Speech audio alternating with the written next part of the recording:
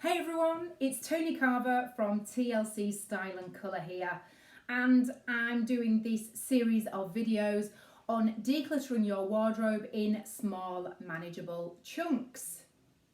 You'll have seen from previous weeks that this is all about those of you who don't want to undertake a massive, big declutter session.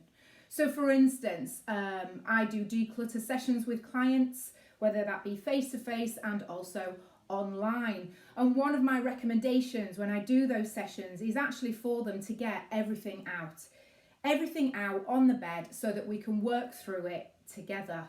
But you might find that actually that's overwhelming and you don't have enough time to do it. So these series of videos are actually, rather than just doing that, focusing on some specific areas that you can declutter, because you can still get that feel-good factor by decluttering small elements, whether it be a wardrobe, a cupboard, or a drawer, in easy, manageable, bite-sized chunks. So this week I'm going to talk to you about decluttering your handbag selection. Now, handbags is definitely another area where I find that is a bit neglected, I suppose. There's a few people in this world, we love bags and things like that. But be honest with yourself. When was the last time that you actually checked or emptied your handbags before you put them away? I did the task myself a few months ago, and it was quite early into lockdown. And what I found when I sorted through some bags, I discovered I'd forgotten I had a lip gloss in one of the bags, so that was really useful. I found a lipstick in another one, and actually it was one of my favourite nude shades, which was chiffon. And crucially and most importantly, especially at the time of year and entry into the pandemic that we were, I found some hand sanitizer. I can't tell you how delighted I was, because at the time you couldn't get any for love nor money, and I had a half empty tube and it was like the saviour. I ran downstairs to my husband with such joy that I think he thought I'd won the lottery or something, but unfortunately I just found a new hand sanitizer. So you never know what you are going to find if you undertake this task. Now, depends how many bags you have. Some people have lots of bags, some people just have a few staple items. But if you've got more than one bag, it's worth getting them all out on the floor with you and actually sorting through them. So going through them and going through each bag in turn. You need to be able to empty them out. What's inside them? Do they need a bit of a clean and a bit of a tidy, depending upon what they're made of?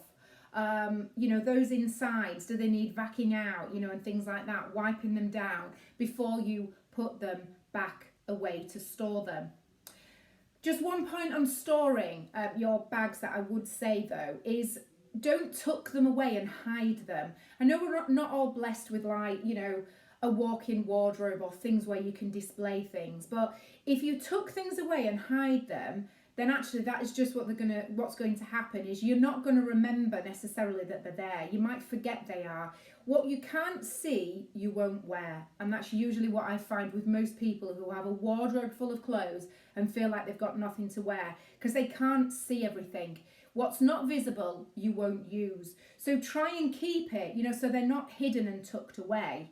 And check for any repairs as well. So if you've got a tear in something or a ribbon's coming undone, something like that, whatever it is, can you repair it? Now, of course, if you've spent, if it's high end and you've spent a lot of money on it, and it's a designer handbag, you can actually send some of those away, because actually some of those, there are some designer handbag repair services out there that can actually repair things like ink stains, discoloration, re-repair the leather, and they go to a lot of effort to actually make it looking brand new. So if it is a favourite item that you spent a lot of money on and you can't bring yourself to use it in its current state, but you will actually use it to death, really, it could be worth getting that repaired and paying for the relevant service for you. The other thing I would say, that was a rather deep intake of breath there, wasn't it? Is actually don't hang on to bags that you're not going to use.